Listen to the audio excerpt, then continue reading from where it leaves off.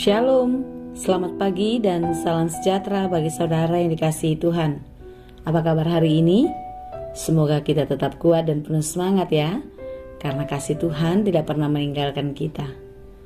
Sebelum memulai aktivitas kita pada hari ini, marilah kita mempersiapkan hati mendengarkan firman Tuhan yang menjadi renungan bagi kita. Kita bersatu teduh.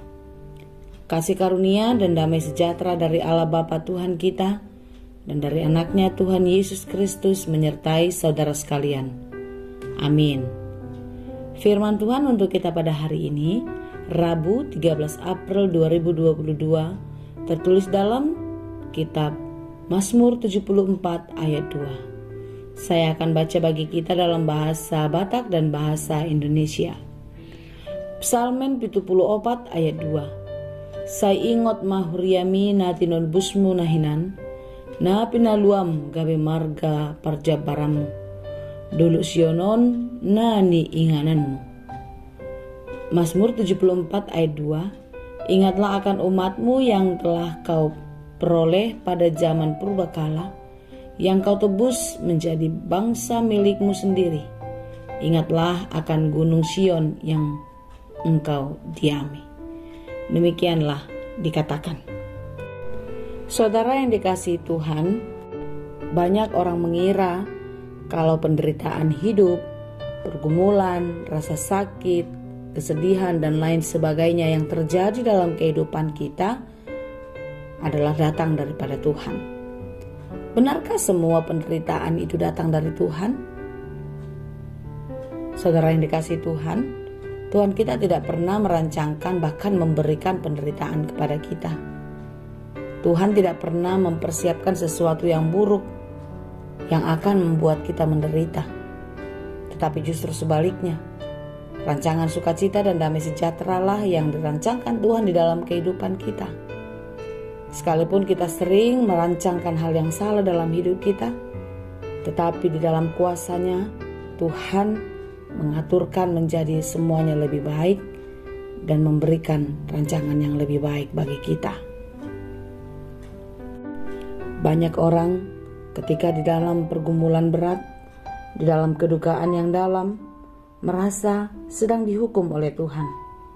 Merasa doa-doanya tidak didengarkan oleh Tuhan. Dan merasa kalau Tuhan itu justru sangat jauh daripadanya. Saudaraku yang dikasihi Tuhan, tidaklah demikian. Seperti apapun kehidupan kita, apapun yang kita kerjakan di bumi ini, apapun yang kita rancangkan, Tuhan tidak pernah jauh dari kita. Mengapa Tuhan terasa jauh? Karena kitalah yang sering menyimpang daripada jalannya. Mengapa kita merasa sakit dan tertekan? Karena kita tidak berserah ke dalam tangan Tuhan. Saudara-saudara yang dikasihi Tuhan, Paulus berkata di dalam Filipi 4 ayat 13, segala perkara dapat kutanggung di dalam Dia memberi kekuatan kepadaku. Paulus penuh harap. Paulus percaya kepada Allah. Kalau Allah memberikan kekuatan kepadanya ketika dia di dalam pergumulan dan beban. Saudara yang dikasihi Tuhan,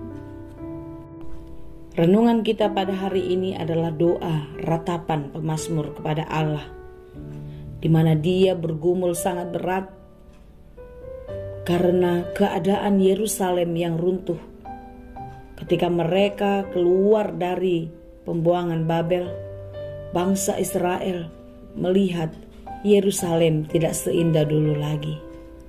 Bangunan-bangunan runtuh, tanah gersang, tumbuh semak belukar.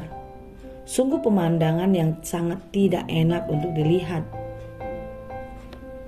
Bahkan hatinya sangat sedih karena bait Allah yang berdiri kokoh itu musnah, runtuh, dihancurkan oleh para musuh.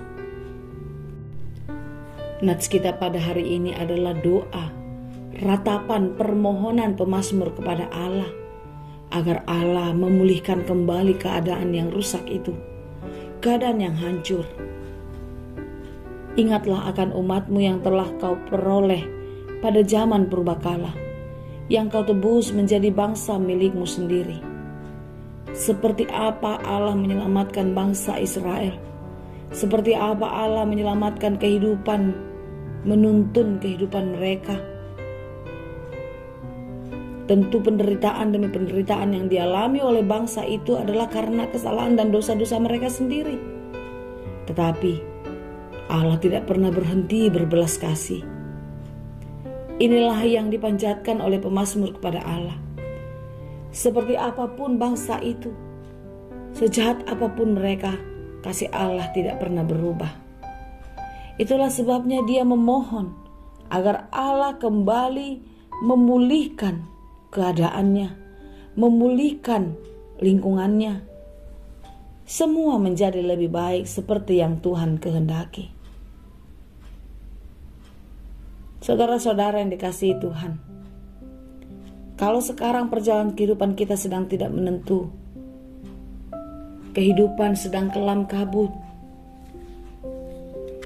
kesengsaraan menimpa, kita berduka cita. Kegagalan terjadi, kita kecewa. Kekalahan mungkin bisa kita alami, membuat kita merasa malu dan marah. Percayalah, di segala situasi kehidupanmu, di segala situasi dan keadaanmu, Tuhan tidak pernah meninggalkan. Teruslah memohon kepadanya, minta pertolongan, Dia akan berbelas kasih kepadamu.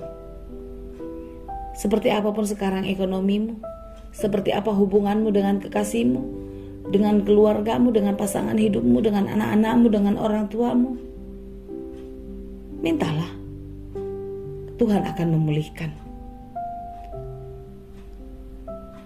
Karena kita adalah manusia yang lemah, yang tidak sempurna. Untuk itulah kita memerlukan Tuhan untuk menolong kita. Percayalah, kalau Dia adalah Allah yang menyelamatkan bangsa Israel dari perbudakan Mesir, lalu menolong bangsa Israel dari perbudakan Babel, sampai hari ini Dia tetap Allah kita, yang menolong, yang menjaga, yang akan menyelamatkan kita. Sebagaimana doa pemazmur, berdoalah untuk dirimu, berdoalah untuk keluargamu, berdoalah untuk gerejamu, berdoalah untuk bangsa ini, agar Tuhan tetap menjaga dan memelihara kita.